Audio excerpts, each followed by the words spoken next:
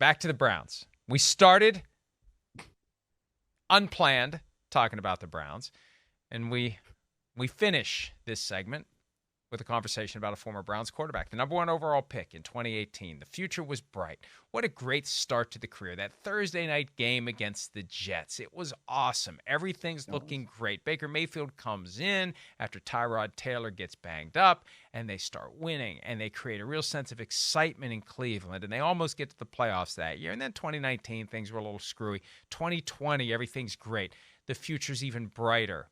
And then it all falls apart for Baker Mayfield. Look, I think Baker Mayfield, now the Buccaneers quarterback, and the reason we're getting down this path is because Jason Light, the GM of the Buccaneers, was on Sirius XM NFL radio this week praising Baker Mayfield, talking about how impressed the Buccaneers are with him, and they should be. This isn't a guy who has flamed out. This is a guy who hit bad circumstances 2 years in a row. 21, he had to go make the tackle after the interception against the Texans week 2. Had to be a big shot, had to be a tough guy, had to go get his shoulder busted up, right? But that's the truth.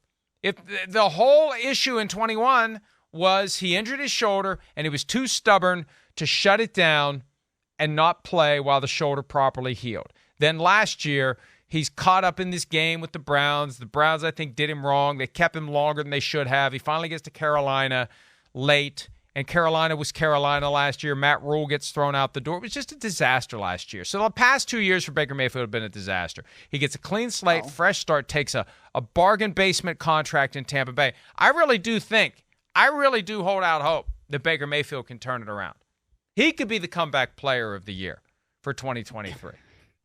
Yeah, he's going to come back from sucking too. Although he didn't necessarily suck that much when he was with the Los Angeles Rams. I mean, I think his tenure with the Los Angeles Rams last year kind of showed that he can still be a viable option for you at quarterback. But, I mean, I don't know. Look, we saw a successful quarterback competition between a veteran and kind of an up-and-comer last year with the Seattle Seahawks. We're talking about Geno Smith and Drew Lock. But otherwise, I mean, when we're talking about quarterback competitions, that's usually not a very good thing. Right, you have two quarterbacks, you usually have two backups. And frankly, I think Kyle Trask may or may not even be a backup, right? Baker Mayfield kind of looks like a backup at this point in his career. And that's not the worst thing in the world to be when you're a backup, because it means you still can be, you're still gonna have a job, you can still be employed. But I don't really think that Baker Mayfield is gonna take the Buccaneers to new heights, right? I don't see Baker Mayfield coming in there and being a Geno Smith type and leading the Buccaneers to a bunch of success for various reasons. But I don't really see that happening, Mike. Well, look, they're in a division that's wide open. They're in a conference that's depleted. Now, I feel like the Falcons are the favorites in the NFC South after rolling the dice on Bijan Robinson, who I think is going to transform that team into a contender.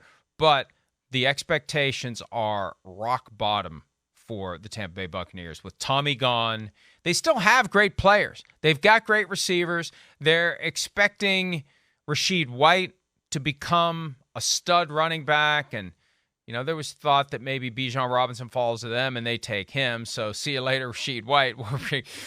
You were the 3-down stud running back until we got Bijan Robinson, but no, he's the guy. He's the guy they have faith in.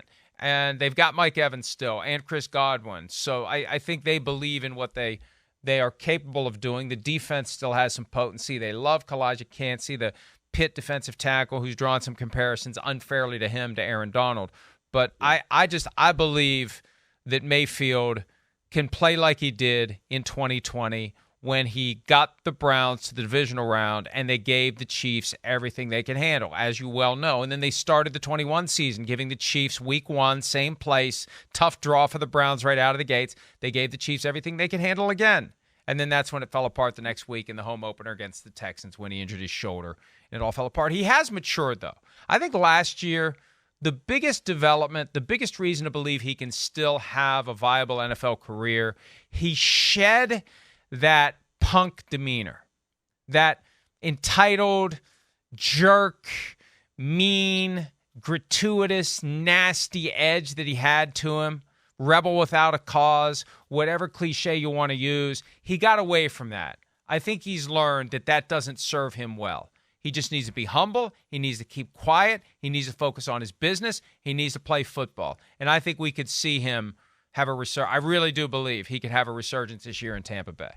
Look, if anything should humble you, it is that tenure that he had with the Carolina Panthers. And not all of that was his fault, certainly. But when you don't have any success and then you're cut and you are a former first-round pick and it ends up that you have to go to the Los Angeles Rams as a waiver wire claim, I mean, if anything should humble you, it's that. So, I mean, like I said, he had a solid tenure with the Rams last year. That game against the Raiders, clearly a highlight. I was in the building. That was one of the most electric final drives you will ever see. Then he had that really nice game against the Denver Broncos on Christmas. That's another thing where it's a feather in his cap and you can say, all right, this is something that maybe we can continue to go forward with. Game against the Seattle Seahawks at the end of the season too. I mean, the Rams really gave the Seattle Seahawks all that they could handle in that contest. So, I mean, like I said, I'm not excited by this quarterback competition between a Kyle Trask and a Baker Mayfield, but who knows? I mean, maybe it does end up like a Geno Smith versus a Drew Lock like last year, and the Buccaneers end up being good and they can sneak into a playoff spot. And Dave Canales, offensive coordinator, who was the quarterback's coach last year in Seattle, to get the most out of Geno Smith, to propel him to the Comeback Player of the Year award. I'm telling you. And I don't know what the odds are for Comeback Player of the Year. I guess Damar Hamlin's already won it. I mean, really.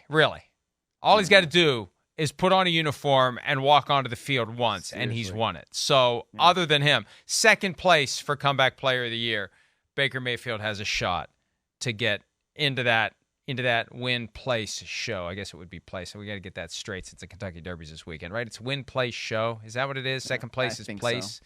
For horse racing. Hi, it's Mike Florio. Thanks for watching PFT on YouTube. Hit subscribe for the latest news and analysis from Pro Football Talk.